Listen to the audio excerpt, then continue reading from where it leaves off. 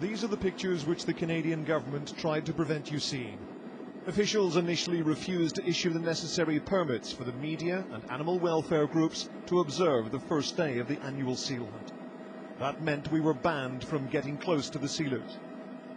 But these pictures were taken from outside the official exclusion zone by a high-powered telescopic lens on a helicopter operated by the International Fund for Animal Welfare. This year, hunters were told to ensure the animal was dead by cutting its main artery, but these sealers appeared to be in too much of a rush to get their haul on board.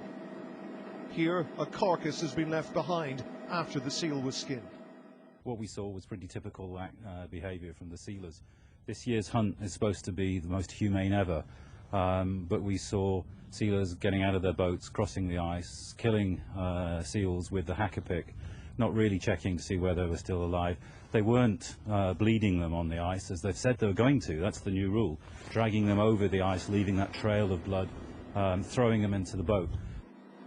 Occasionally a seal does manage to get away.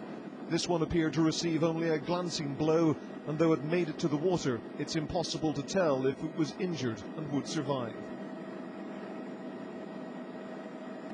The Canadian Coast Guard helped the fishermen by cutting a path through the ice. The government here insists the hunt is humane and sustainable. The seal population now, the herp seals, are 3 times what they were in the 1970s. They're at 5.5 million seals. It meets the highest standards of humaneness. We strive to have the highest levels of humaneness. We meet standards and have conditions of licenses, what was put forth by the European Union's own Food Safety Authority. We finally got our permits 5 hours after the hunt began. By the time the permits were actually issued, the weather had deteriorated and we've been unable to get to the area where the sealers are actually operating. But they will continue to do their work over the next couple of days, and we will continue to do our job of monitoring their behaviour. Ian Woods, Sky News, in the Gulf of St. Lawrence.